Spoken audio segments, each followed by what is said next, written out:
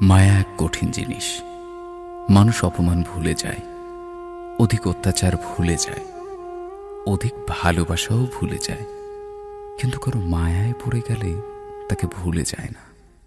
বেশিরভাগ মানুষ প্রথমবার ভালোবেসে ঠকে গিয়েও দ্বিতীয় কাউকে ভালোবাসতে পারে, তবে কিছু মানুষই প্রথম মানুষটির স্মৃতি আঁকড়ে ধরে বেঁচে থাকে, শুধুমাত্র মায়া থেকে বেরিয়ে আসতে না পারার কারণে, ভুলে যেতে না পারার কারণে। মানুষের জীবনে প্রথম, দ্বিতীয় কিংবা তৃতীয় যত মানুষই আসুক না কেন, এসব কোনো বিষয় নয় যদি কারো প্রতি মায়ায় আটকে না যায়। বরং সেই মানুষটাই ভাগ্যবান কিংবা ভাগ্যবতী যদি ভালোবেসে কেউ তার উপর মায়ায় পড়ে যায়।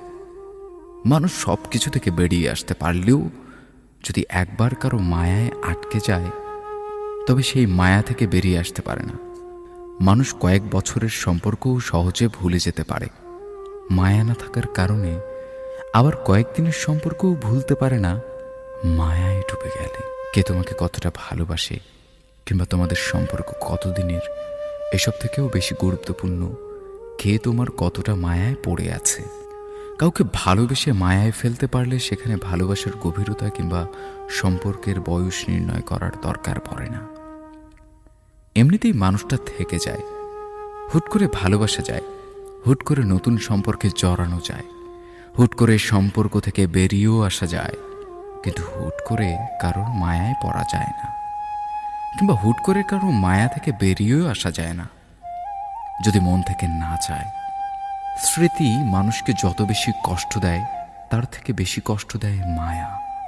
মায়া এমন এক অদৃশ্য খুন যা দেখা যায় না, ছোঁয়া যায় না, শুধুমাত্র ভেতর থেকে অনুভব করা যায়। পৃথিবীর সব থেকে বড় অদৃশ্য খুনের নাম মায়া। একটা নির্দিষ্ট মানুষের জন্য মন খারাপ হলে ওই মানুষটা ব্যতীত পৃথিবীর আর কেউ মন ভালো করে দিতে পারে না। কেন যেন ওই মানুষটাকেই ম্যাজিশিয়ান মনে হয়, যে মানুষটার কাছে থাকলে কখনো একাকিত্ব অনুভব হয় না। সেই মানুষটা একটু আড়াল হলেই একাকিত্ব ঘিরে ফেলে। চারপাশে এত মানুষ থাকার পরেও কেউ একাকিত্ব দূর করতে পারে না। মনে হয় শুধুমাত্র ওই মানুষটা ব্যতীত আর কেউ একাকিত্ব দূর করার ক্ষমতা রাখেনি।